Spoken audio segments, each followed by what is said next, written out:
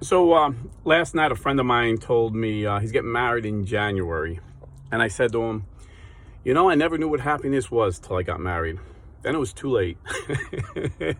and then I said, no, I'm just kidding. I said, I've been married 38 years and it's the greatest blessing in the world. I'm very thankful for my marriage. And he said, 38 years, wow, what's your secret? And I said, it's simple. Don't leave and don't die. And he laughed, and I said, I'm serious. I said, life is going to throw some curveballs at you. I said, there's going to be times you're going to want to leave, and there's going to be times you want to die, but don't. And, the kid was a boxer, so I gave him a boxing analogy. I said, marriage is more like Rocky than it is The Notebook, referencing the two movies. I said, like Rocky, picture Apollo Creed, as the devil. He's just going to come at you and beat you and trying to get you to quit. And you could be, there'll be times you'll be battered and bruised, and you may even drop to the ground. And even your friends around you will feel so bad for you. They'll be like, Rocky, stay down. Rocky, stay down. But when Rocky got up and you heard that music in the background, everybody stood and cheered. And even his friends were inspired. So if you feel like giving up, don't stay down. Get up and fight. Be a champion for your family. And the people that'll be most inspired are your children. I always say the greatest gift a man could give his children is to love their mother.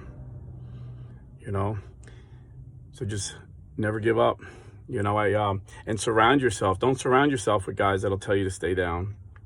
Even the most well-meaning people, if they're not committed to marriage the way you are, they won't see it the way you see it. Surround yourself with men that'll cheer you on and say, fight, Rocky, fight. I remember back in the day when the Gracies introduced Brazilian Jiu-Jitsu to the world. They had a 65-year tradition of never losing a fight. And the reason they never lost it was because they would never tap out, And back then there was no time limits, no rounds, so they would just win the war of attrition, And I actually met, which one? All their names start with R, but pronounced with an H. It's the real short guy, one of the Gracies, and they were all undefeated at this time. And he told me, yeah, my dad, our dad taught us, when we go into a fight, don't go in to win. Just don't lose. Just don't tap out. And I remember watching Renzo Gracie get his arm snapped. Like literally, it was like the most brutal thing I've ever seen. Like the elbow was popped out. Not quite a compound fracture, but just about to break the skin if they would have pushed any harder. And the guy that did it let go and looked at the ref. And the ref looked at it in shock. And Renzo was like, no, I'm good. And they called the fight. Renzo was like, I was good. I could keep fighting. And I remember a lot of people were like, why didn't his corner throw in the towel? And I knew why. They had a commitment. They would never tap out and they would never throw in the towel. Now it's become a sport and there's rounds and time limits. And I would tell anybody, if you're getting your arm snapped, tap out.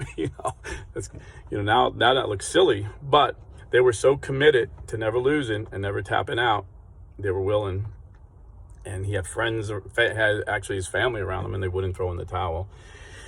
So don't throw in the towel. Last night, I was telling my son was over, and I was telling him this story, what I told a young man about, the Rocky analogy, and don't die and don't leave. He thought that was funny, and he asked my wife, he's like, well, how would you describe marriage? And she said, I would describe it as a Russian doll.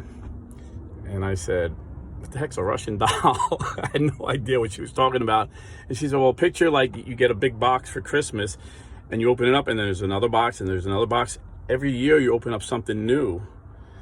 And the smaller the box gets, the more boxes you open, the greater the gift. And she says, and if you leave the marriage too soon, you miss the pearl that God put in that little box for you. And when's too soon?